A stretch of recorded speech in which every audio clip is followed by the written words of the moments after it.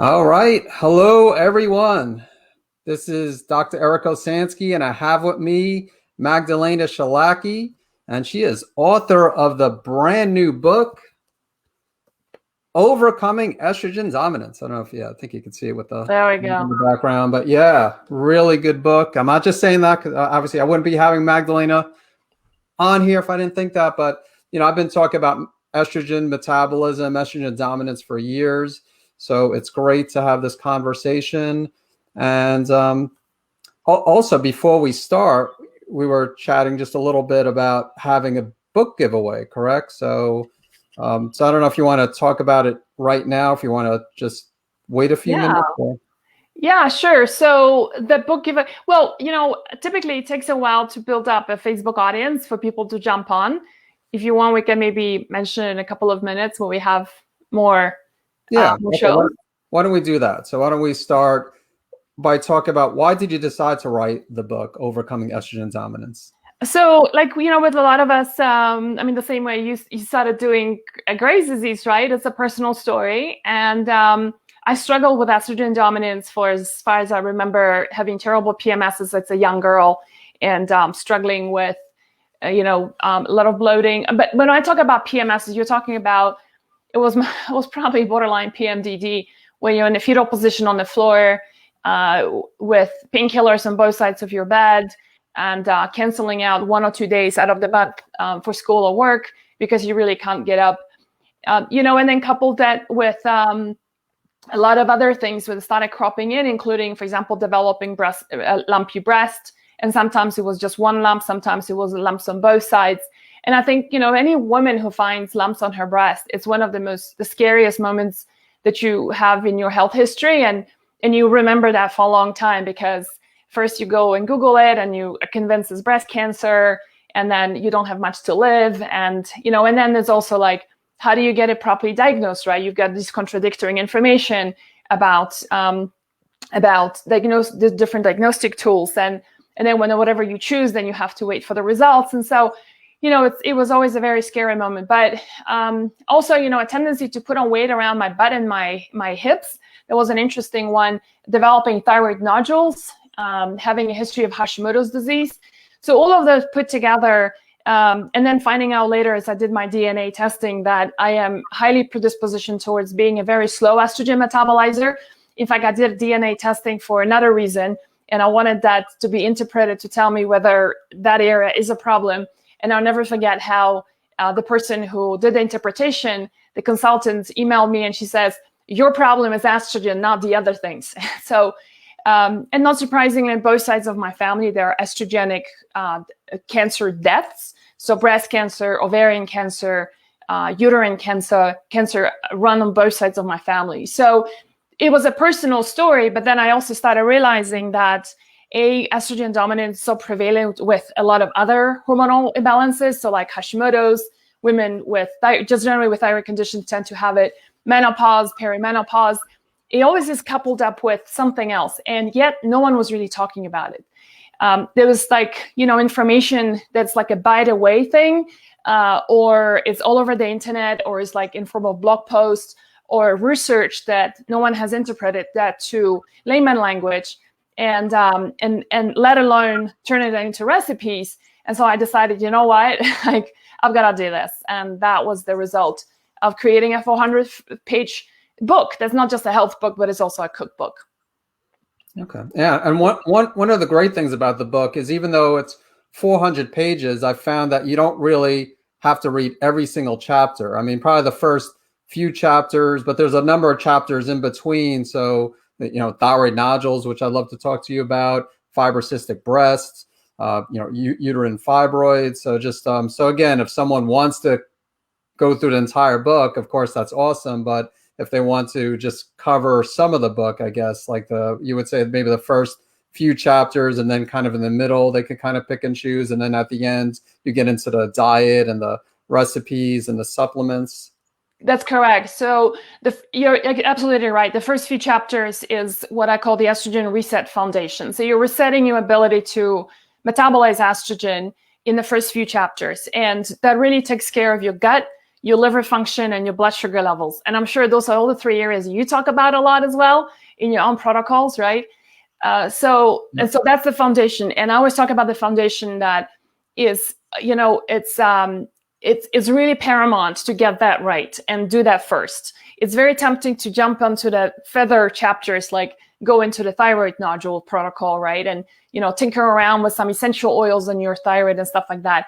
But if you don't cover the foundation and really fix up your gut, stabilize your blood sugar levels, detox your liver gently, these nodules ain't gonna go away just because you're putting frankincense on it. So that's how I wrote the book. But if somebody has done the foundation, and then after that, for example, the thyroid nodules persist, or your breasts are still very painful and fibrocystic, then add on that protocol as you're going through things.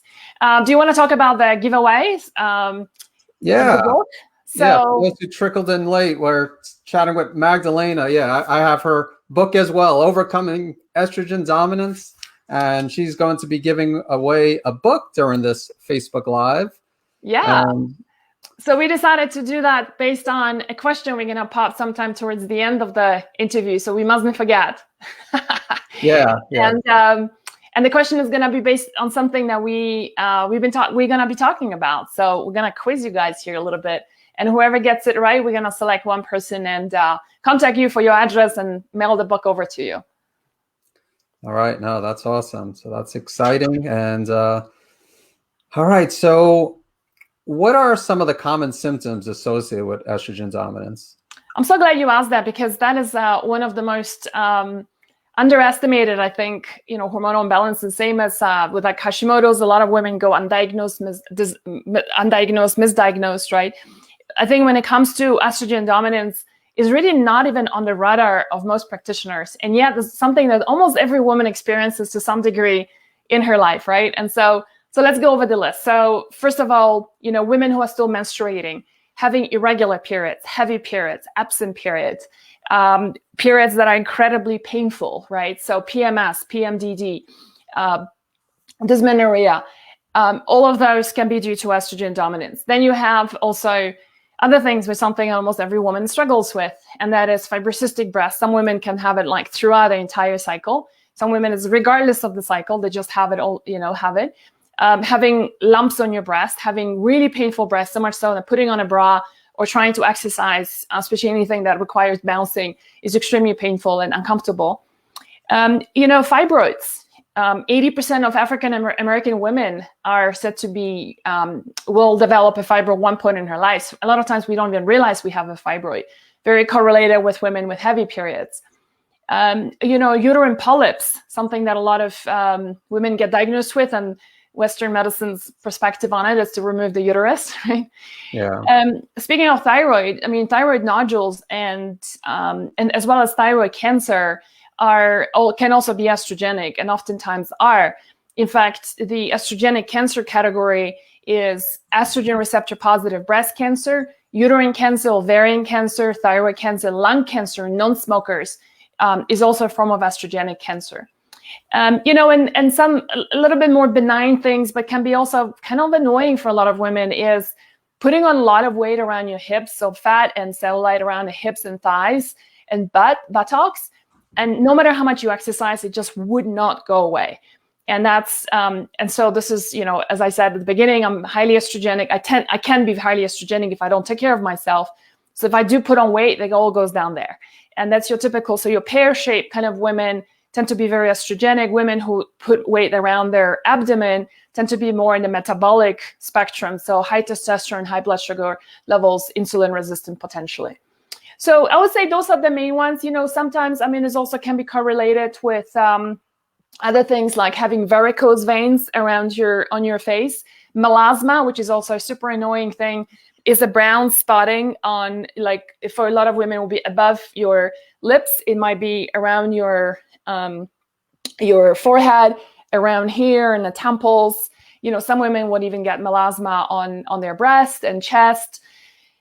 So I would say those are the main ones. I would also just throw in here that having things like mood swings, terrible mood swings, can be also due to estrogen dominance, especially before your period.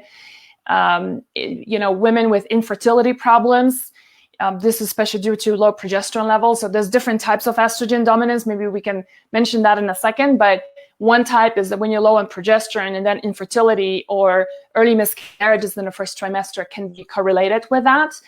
Yeah, I would say those are those are really the main ones.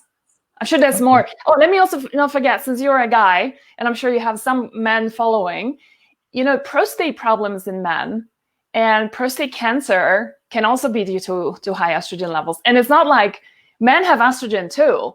It's just a lot less than women, right? But you're still dependent on the same mechanism as women are. And that is, how do you metabolize? How do you break down those estrogens? Is going to be, is also dependent on your diet, on the health of your liver, and your blood sugar levels. Also, men boobs. I was just reading the other day that one of the biggest corrective surgeries for men, right? For women, it would be like, facelifts and Botoxes and breast implants and stuff. For men is actually breast reduction, right? And so again, men boobs are due to estrogen, because estrogen is what makes women, right? And so excess estrogen, this is like super common for men who like to drink a lot of beer, especially hops-based beer. Hops are highly estrogenic, so that's part of the reason. So one of the questions I get a lot is, if I do your protocol, Magdalena, can my husband or my kids do it? And the answer is absolutely yes. There's nothing in these protocols that's gonna make your man grow boobs. In fact, it's the other way around, where we have a lot of women telling us that when they implement the protocol for the whole family, is that their guys sleep better, they snore less, they have less sleep apnea, less restless leg, they're better mood, they have more energy, they're just much more pleasant to be around with, and lose weight.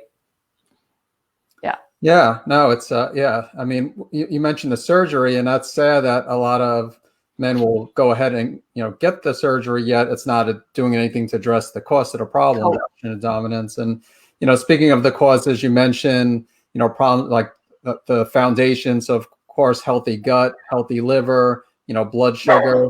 But you also did mention genetics as well. Looks like your doggy's in the background. I'm so sorry. Yeah, I forgot to. Excited about this presentation here too.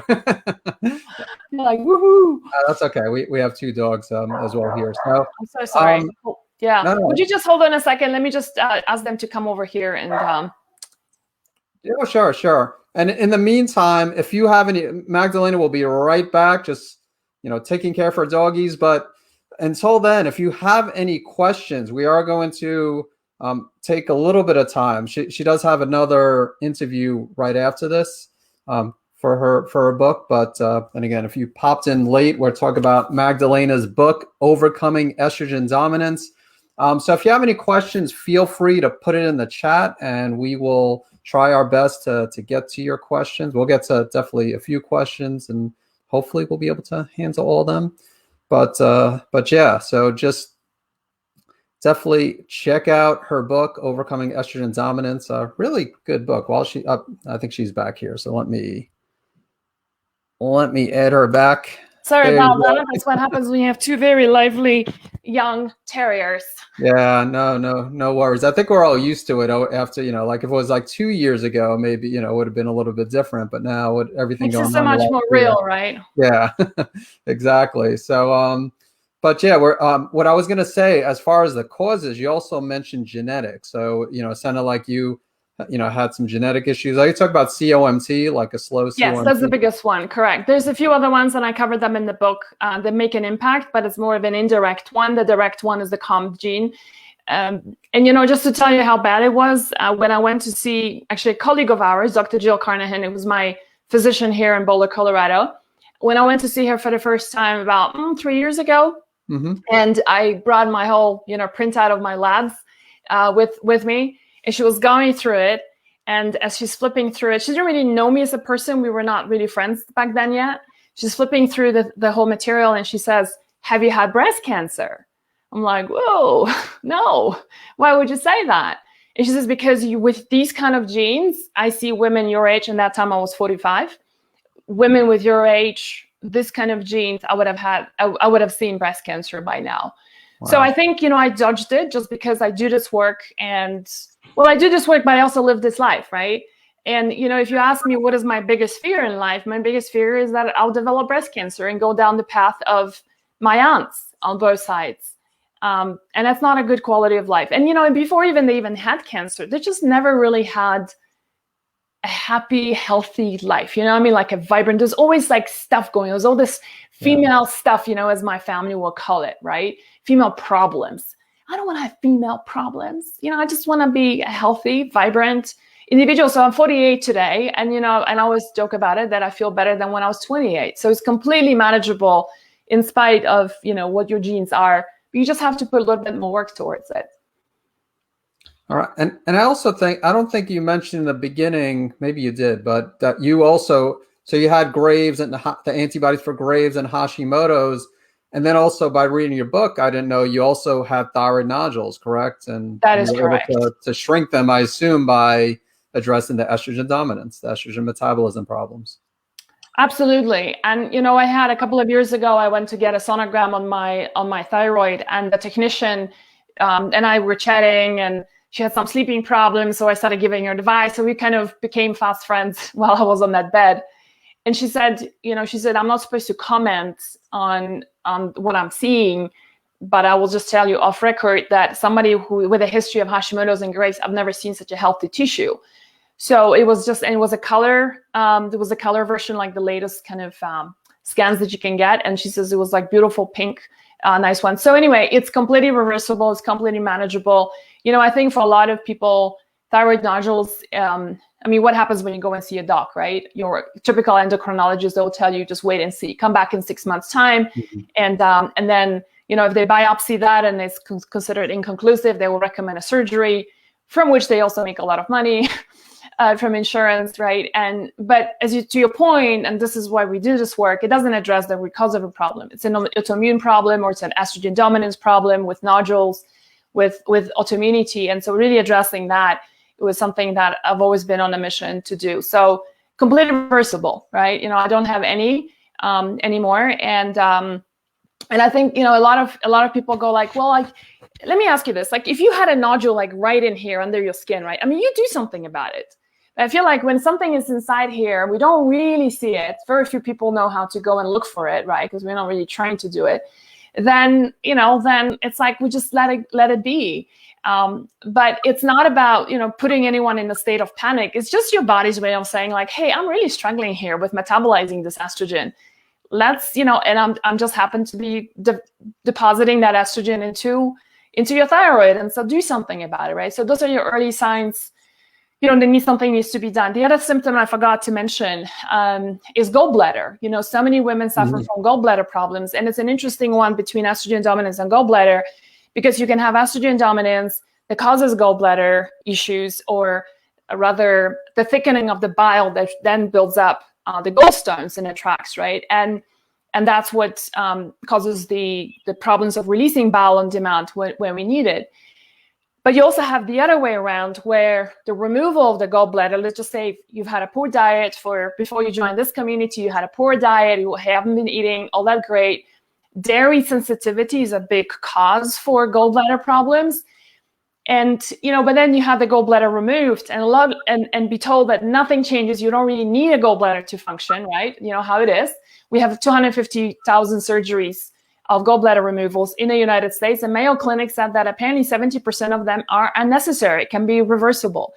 The problem for women with gallbladder removal, something that your doctor doesn't tell you, and most women don't connect the dots, is that after gallbladder removal, depending on the person, but between 6 months and what supplements you're taking, 6 months to 2 years later, suddenly the woman starts developing really severe symptoms of estrogen dominance, right?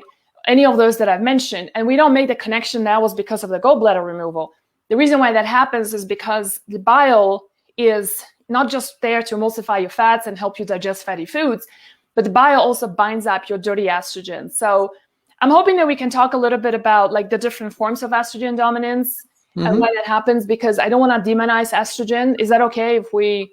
Yeah, well, I know you said like low progesterone, so that's an example where you don't have to necessarily have high estrogen.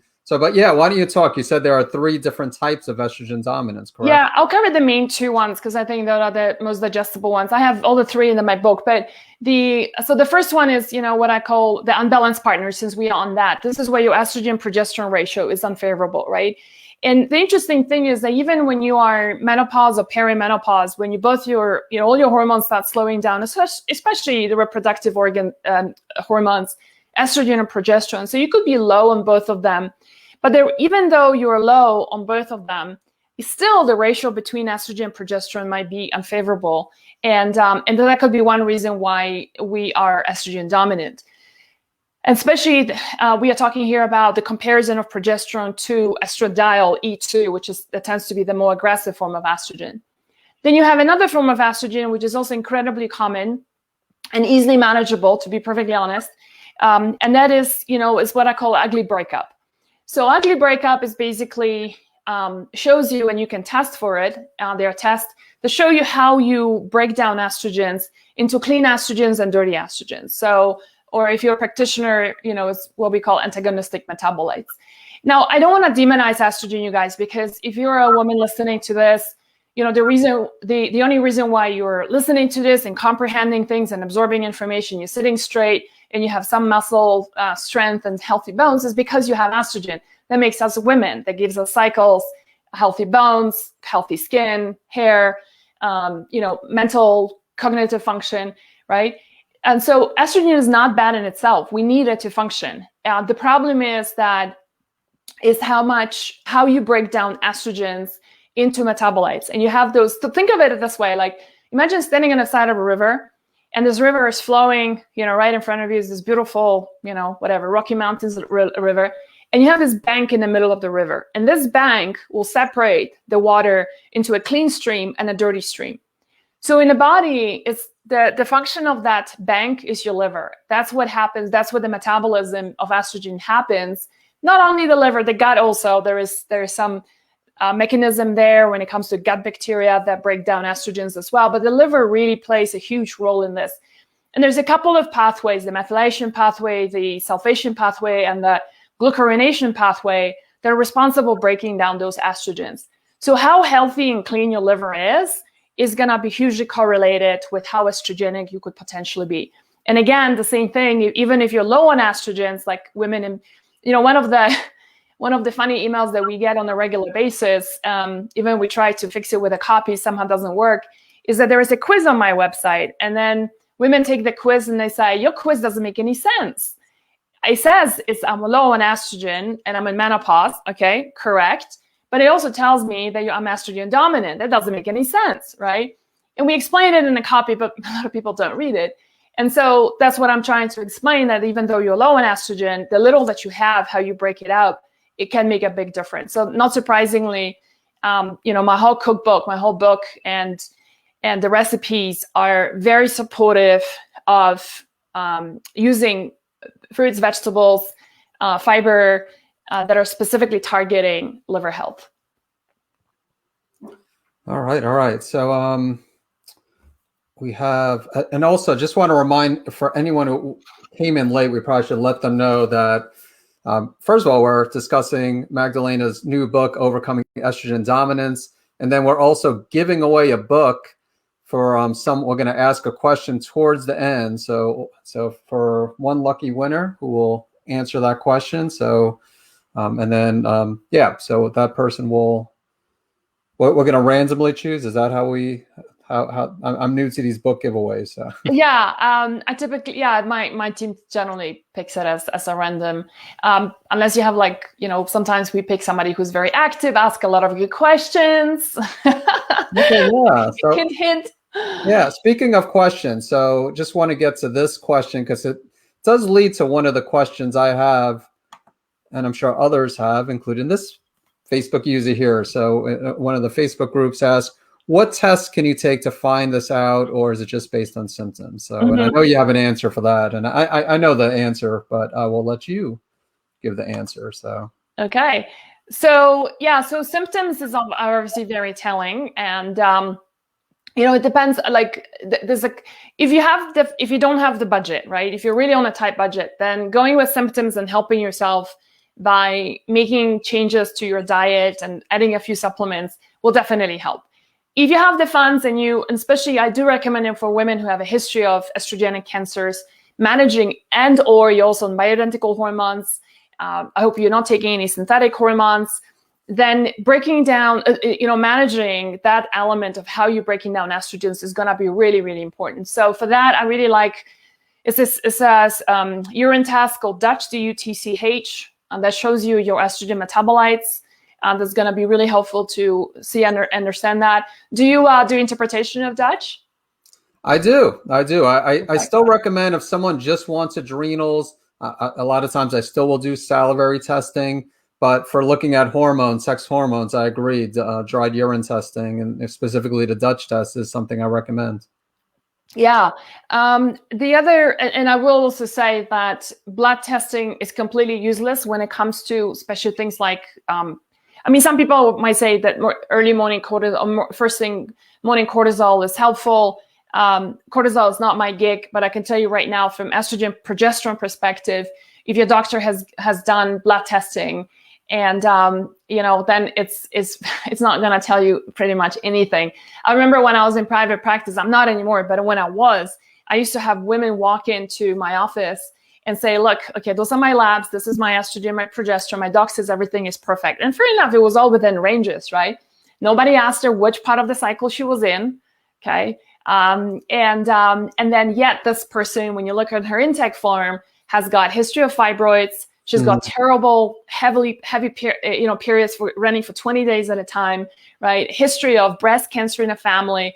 Screaming estrogen dominance, and her physician is telling her that her labs look great. So blood is completely useless. I agree with you. I like saliva also for another reason. That is, it shows you, I feel like it's a better marker of progesterone. Dutch estimates progesterone, where the saliva actually shows you more. I think it's just another really great marker to look at with that. So saliva and urine for sure.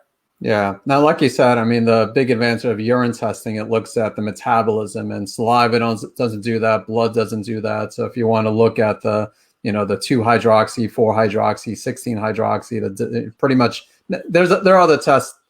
There are the urine tests that look at, I know Dutch isn't the only one, but it's the most common one. It's the one I use, and it sounds like the one you use.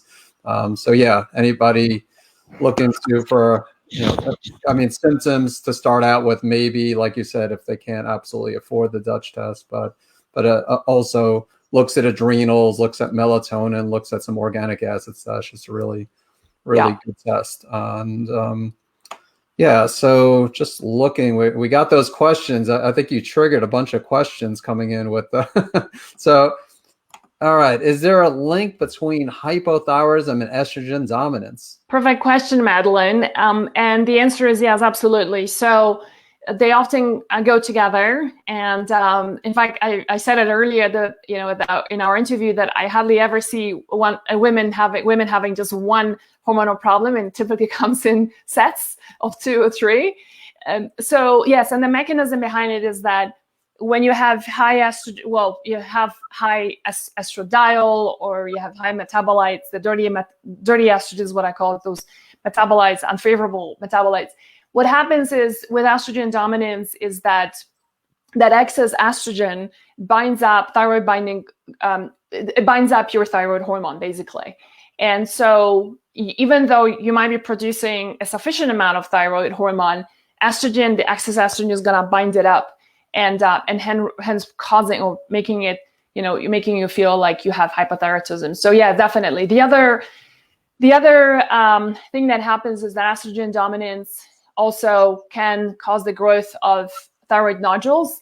And that's an interesting one, because a lot of women who are already hypo suddenly also have bursts of being hyper during that time. So for those of you who have ever been like swinging between those two, I used to have that sort of swinging happening. I think there's different theories why that happens, but one of them for sure is the fact that thyroid nodules also produce additional thyroid hormone, making you hyper, even though you're hypo. So you're just swinging between those two. Lastly, estrogen dominance just causes a lot of inflammation. And since most hypothyroidism cases are Hashimoto's, and if you haven't been tested, I highly recommend for you to get tested for Hashimoto's antibodies. is that, when you have Hashimoto's, you already tend to be on the inflamed side of things, okay? And so estrogen dominance is like adding fuel to the fire. So all around, yes, absolutely. That's why a lot of women who have hypothyroidism also have fibroid issues, lumpy breast issues, painful breasts, terrible PMSs, and periods, etc. All right, great. Thank you for that thorough explanation. And all right, we have a bunch of questions here. Not all of these. Okay, just quick. Marina, can IVF cause Graves? I don't think so, Marina. As far as I know, I don't think in vitro fertilization will cause Graves. I don't know if you have any. No, I really don't know much about that. Yeah. Okay. So there's a question on birth control. I don't know if you want to do that one. I think it's a good question. This one here? Yeah. Also, Okay. my surgeon recommends that go on low dose birth control of estrogen, but I don't want it as a synthetic hormone, and I'm sure it will increase estrogen. Should I really stay away from birth control? So I'm curious what your take is, but I'll just tell you mine first. Is that one thing that I find really kind of amusing, and on one hand, and really frustrating on the other, is when your doctor tells you that it's a low dose birth control. I mean, have you ever heard of a high dose birth control, a normal dose birth control? So it's a marketing, first of all, it's a marketing spiel that's been created by the pharmaceutical companies on birth control pills that just make you believe that you're on the lowest dose possible. I mean, they don't even test your hormones to determine the dose that you need, okay? Our colleague, Jolene Brayton, has written a great book called Beyond the Pill. Mm-hmm. And it's a really wonderful book about getting women off birth control. So if you, for those of you who maybe have, younger, who are kids or younger women who struggle with it, that's something that I highly recommend to get that book. But what I have learned from her, just a short version of this, is that, first of all, when you go on birth control pills are nutritional muggers.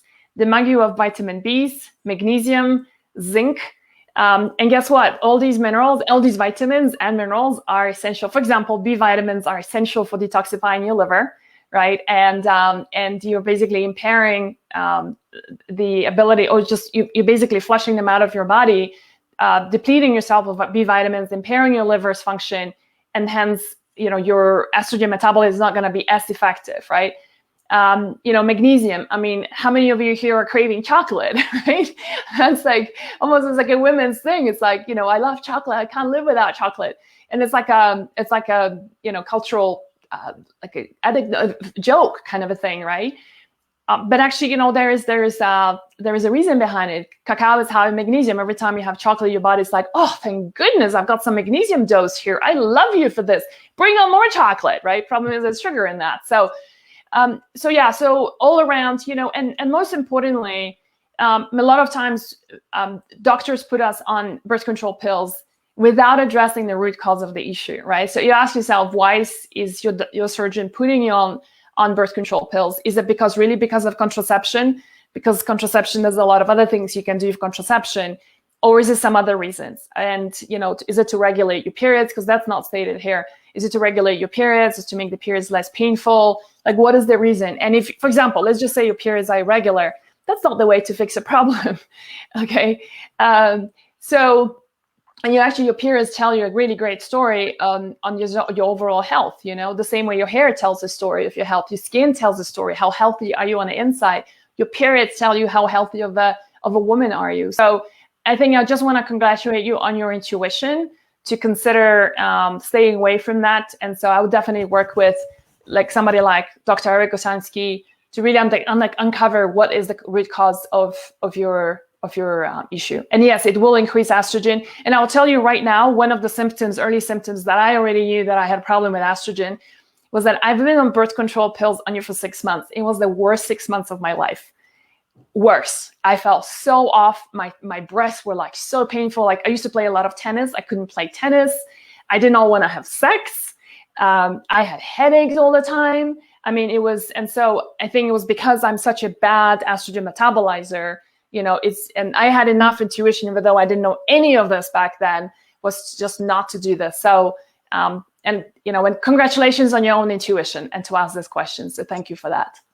Yeah, and one thing also, so getting up with the testing, because we had someone, and this relates to the birth control too, is Victoria wanted us to repeat the correct test for hormones. We want to talk about dried urine testing with the Dutch test.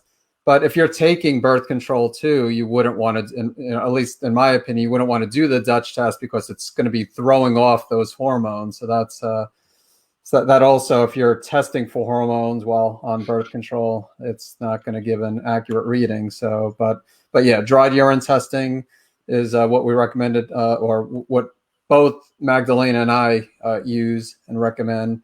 And yeah, I definitely agree with what you said with the birth control, and good point with the B vitamins, magnesium. B vitamins also important for adrenals as well. And zinc, your zinc and magnesium is essential for progesterone production, for example, right? And so again, and for your immune system, hello. And most of you guys are here probably because of Grace and Hashimoto's, and here you are depleting yourself of zinc, right? One of your immune system nutrients. So yeah. Yep. Good questions. All right, Rachel, thanks for bringing up the Dutch test. And then here we have, so Diane, once one has testing in hand, is jumping to bioidentical hormones, usurping the opportunity to address underlying causes naturally with diet.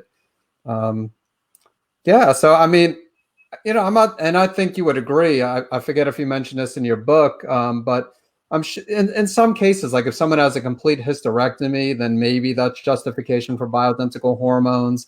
But the problem is, if someone goes to a doctor who prescribes bioidentical hormones, almost everyone will get a prescription for bioidentical hormones, even those who probably don't need bioidentical hormones. So. Yeah, so you have a very good point. And, when women with hysterectomy, women who are very stressed out during a certain period of time, let's address this in a second, but I want to show you this pyramid I have in the book. Let me just get this centered. And I call it the healing pyramid. At the bottom of the pyramid is food. What it says is always first and always. Then you have herbs, right? I'm an herbalist, so, I love herbs and in culinary applications. And then supplements, which I call it often. So herbs so food is first and always, herbs are often, supplements sometimes, and medications. And medications is only when needed. And I consider bioidentical hormones in the RX, thing on top. And it's not to say that you don't do it. I mean, there are times when you do need your, thyroid blocker because you're just going completely berserk, right? But then you work on getting yourself off it. And the same thing. So the challenge is like what you said about going to a clinic that specializes in bioidentical hormones is they're not going to ever correct your diet. They're never going to replenish and correct your nutritional deficiencies. And my challenge with getting Dutch testing done, it'll be like, boom, okay, we're going to put you on estradiol, estriol, and progesterone, or DHEA, or testosterone, or whatever. It's like you're getting the whole combo. And the challenge I find with that is that they are not addressing the biggest question, which is, why is your body not producing your own hormones properly in the first place? Or why are you not metabolizing these hormones in the first place? And by going on these bioidentical hormones, I think sometimes temporarily it's really helpful just to get you settled and calm you down and enable you to focus. And so when you actually read books like mine, you can actually process it and get to the kitchen and have the energy to prepare something, right? But a lot of times it's something that we just take forever while we are magnesium deficient. Give you an example, just for example, magnesium, a huge one, one of my absolute favorites when it comes to hormonal balance, right? B vitamins, right? So let's talk about magnesium deficiency. Let's say they don't correct your magnesium deficiency. They don't even test for your magnesium. They don't look at the other symptoms, like, for example, the fact that you're having sleeping problems. You've got a lot of cramps. You wake up in the middle of the night with massive pain around your shoulders, right? Or you're cramping around. You're constipated all the time, right? But they don't address the magnesium deficiency. They rather put you on a whole bunch of, even if it's bioidentical hormones. But you see, then when you have these magnesium deficiency not addressed, right? Then you go like, we're going to give you stool softeners, right? And then we give you something for the sleep. And the next thing you know, you're on like 20 supplements and spending $500 a month. And so this is where I think the challenge is. And I will say, if I had a complete hysterectomy, I'll definitely consider going on certain hormones. Although it's really interesting, is that the body is so amazing. It's certainly, if you had a hysterectomy, you're gonna go into menopause sooner or later. But the adrenals step in, and guess what? The adrenals then, when there's an absence of the uterus, the adrenals step in, and you're in menopause, but you're still producing your estrogen, progesterone through the adrenals, which is really fascinating, right? And so some women don't even need to go on bioidentical hormones. But if you're feeling like, you're brain dead, you got your bone density testing, it's not looking great, your mind isn't working particularly great, then consider bioidentical hormones, but always in combination with some supplements and a really good diet. Right. Yeah. And you bring a good point about the estrogen, not estrogen, progesterone and estrogen. I mean, but if someone has low progesterone causing estrogen dominance, they could take something such as like Chase Tree or Vitex, but you also, instead of bioidentical hormones, and that's sometimes an option I'll give, but the number one thing I'll try to do is try to improve the person's adrenals. Just doing that could do wonders for low sex hormones as well. Yes. So, yeah. And so now, as far as some of the, I guess, treatments, through, I don't know if you want to talk more about food. Of course, the book goes into greater detail, but if you could give a few tips as far as either diet or supplements, I know there's diazoyl methane, DIM. I'll let you take over as far as, what to treat, what types of treatments do you recommend?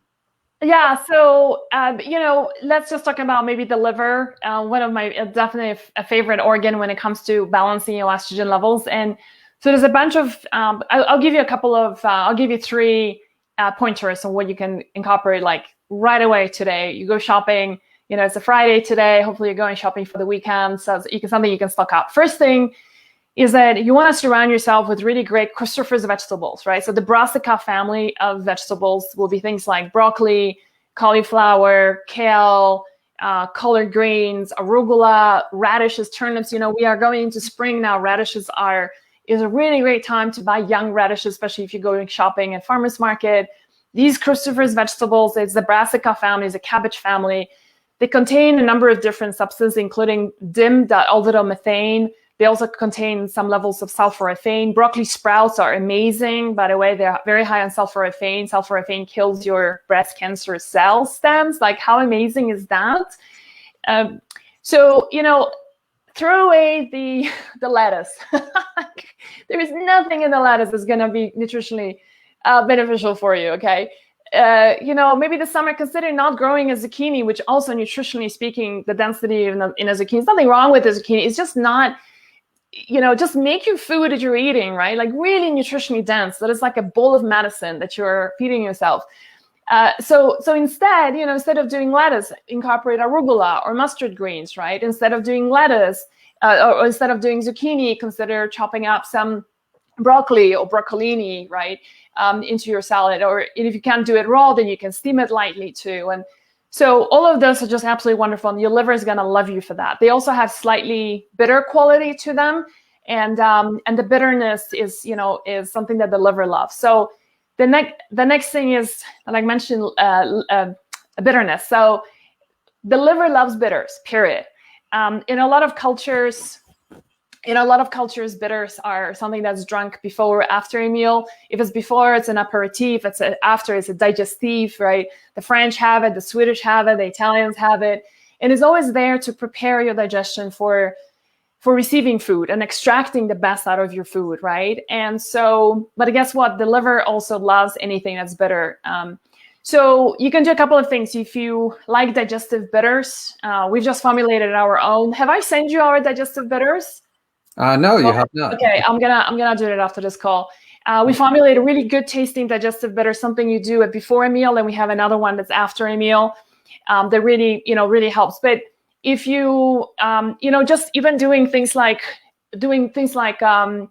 burdock root tea or dandelion root tea. Today when you walk into most health food stores, if you look at the tea section, back in the day, like 10 years ago, there was like 2 hippie teas kind of a thing. Now you have like 20 brands and like 100 products out there, right, that are non-caffeinated. and just look for those ones that have the liver support ones, and look for dandelion root, artichoke, or burdock root, right? And have that after or before a meal. Most people will prefer to do it after a meal. That bitter quality is going to tremendously help your liver. The third one, the thing that helps the liver in a huge way, is fiber. Okay, and flaxseed is a really wonderful seed to incorporate into your daily diet. A couple of tablespoons of flaxseed, freshly ground. I want to emphasize the word freshly. So it's not, you don't buy flaxseed as being pre-ground in the flex meal form, but something that has been, you can pre-grind it and put it in a little jar and keep it in the fridge for about a week or so. Not only is it a great source of fiber for both soluble and insoluble fiber, but it's also, fiber, you have to remember that fiber not only is going to help you with your digestion, as in like help you eliminate, and just a little caveat, a little pointer here, anyone who's constipated, not only are you taxing your liver, but you're recycling all these estrogens, the dirty estrogens I talked about, over and over again through your body, right? So incorporating some flaxseed can really be super beneficial. One of the questions that I get, and I thought I'll mention that here, that's like, hey, why are you suggesting flaxseed, since flaxseed contains phytoestrogens, naturally occurring estrogens? I'm already estrogen dominant. Why on earth would I be adding more estrogen to my diet, right?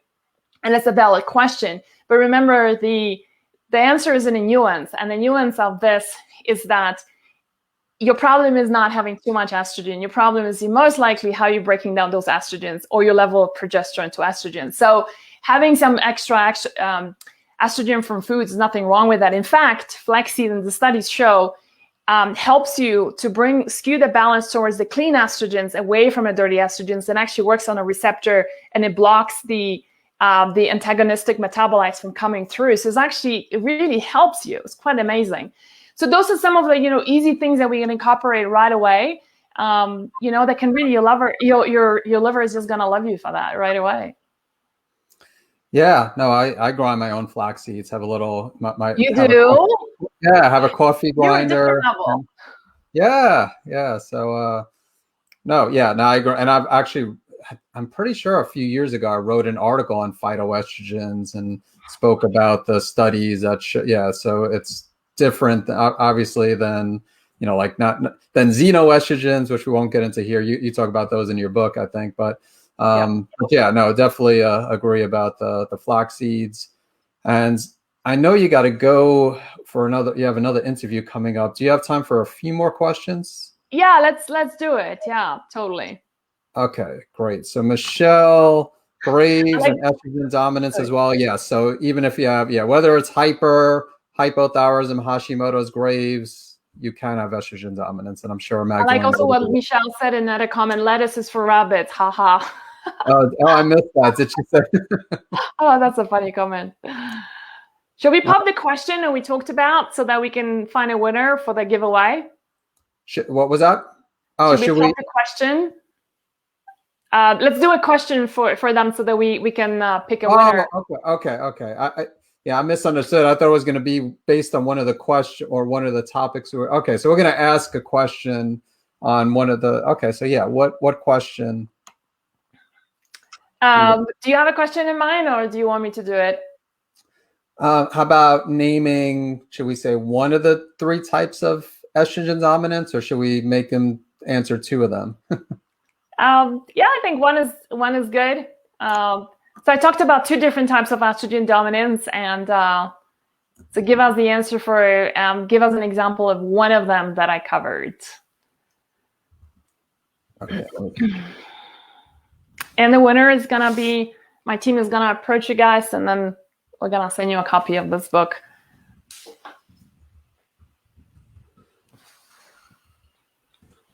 All right. So. Wow, a lot of comments are coming in. Yeah. Okay. So for the book giveaway, go ahead and name one of the three types of estrogen dominance that we discussed, two of them earlier. And one question while those responses. Oh, here we go. Yeah, the lettuce is for rabbits. So, let's see. There was one about the Mirena IUD. which so the kind of Mirena IUD causes estrogen dominance. I don't know about progesterone deficiency yet, but estrogen dominance, yeah, I would say yeah. Mm-hmm. It's supposed to work locally, right? And that's what they tell you. But it's the better of birth control pills, if you will. It's the lesser of the evil, right? But put it this way: if you are really struggling with estrogen dominance, and you implement, let's say, you follow the protocol from overcoming estrogen dominance, and you still are showing a lot of symptoms. Let's just say, 5 days before your period, like your boobs are really, really painful and you can't even put on a bra, or you're struggling with your periods, right? Then consider removing it. It's not every person responds the same way to the same thing. So just honor that. But I think it's worthwhile for you to hold on to it and make all these different changes and teach your body to metabolize estrogen in a really healthy way, support your liver, do an inflammatory diet. By the way, the whole book is based on an anti-inflammatory diet is an elimination-based diet. So it's free of gluten, dairy, soy, corn. We don't do nightshade vegetables, so the potatoes, tomatoes, and stuff like that is out, and it's very low in sugar. There's still desserts, but it's generally very low in sugar, and it completely redesigns your breakfast as well. I'm a big fan of savory breakfast and not sweet breakfast. So you're going to learn a new way of eating your breakfast, and it's might change your entire day, maybe your life. Yeah. All right. No, that's awesome. And let's see, as far as some of the answers here. So will there be? Yes, Patricia, there will be. Well, yeah, this gets recorded, so it's automatically being recorded. So once this is done, and I'll be posting this on my YouTube channel as well. And all right, I don't know did anybody actually get it? Yes, there's there's a lot of people saying the right type of estrogen, and I think they just mean it's too high, and so that is one of the correct answers. Not many people got the estradiol to progesterone ratio correct. And really what we're looking for, you guys, is the different, not the symptom, but the different type of estrogen. So that one we mentioned is estrogen to progesterone ratio. But there's another one that we mentioned that I've been talking about. Yeah, and I guess I could see how they could get confused because there are 3 types of estrogen. There's estradiol, estriol, estrone. But we're talking about there's 3 different types of estrogen dominance, not estrogens itself. And yeah, should we pop another question just to maybe make it clearer? Okay, yeah, let's.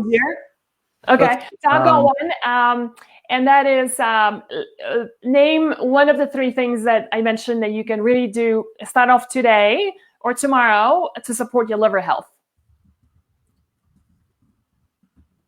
Is that fair?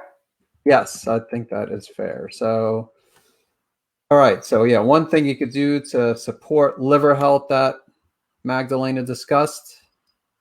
And this again is for the book giveaway. And Jenny, can you please post your book information? So again, this is, Amazon, of course, you could find Overcoming Estrogen Dominance. What's your website as well? Is it hormone? Well, I'll let you. But we actually have the book on overcomingestrogendominance.com. Okay. It's available there as well. So that's the website for now. Okay. All right. We got a lot of good responses here. Okay. So this, I think was more clear. I think that they were confused by the question, just because, which is understandable since totally estrogens as well. So yeah. So we got bitter. Great answers, you guys. You've been listening, so that's awesome. Make sure that this weekend you go shopping. Oh wow, yeah. All right. So how do we choose the winner? Is that up to me or is that up to you? It's up to you. It's up to you. And then just let us know. I would suggest reach out to the person and give them or you can pick now somebody and then ask them to email you their mailing address, and then we'll send the book there. All right. Wow, so many of you got it right. So many good answers. Oh boy, yeah. This is tough. This is. Let me just do it quickly because I know we're running out of time. Again, make sure while I'm deciding on a winner here, Do you want to do it after we hang up? Because that you can do that too. Why don't we? Okay, actually, oh boy. Let's. I'm gonna. Okay, let's. Michelle pile on drinking burdock and dandelion teas, even artichoke. Does that sound good? That sounds perfect. Yes, okay. Artichoke leaf. Yeah, because it's found in often. It's a very bitter herb actually, but it's great. Yeah. Okay. Yeah.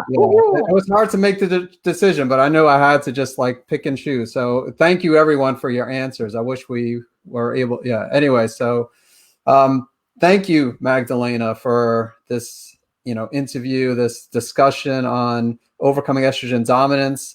Again, definitely go to Amazon or go to overcomingestроgendominance.com. Is that the website? Mm-hmm. And pick up a copy of her book.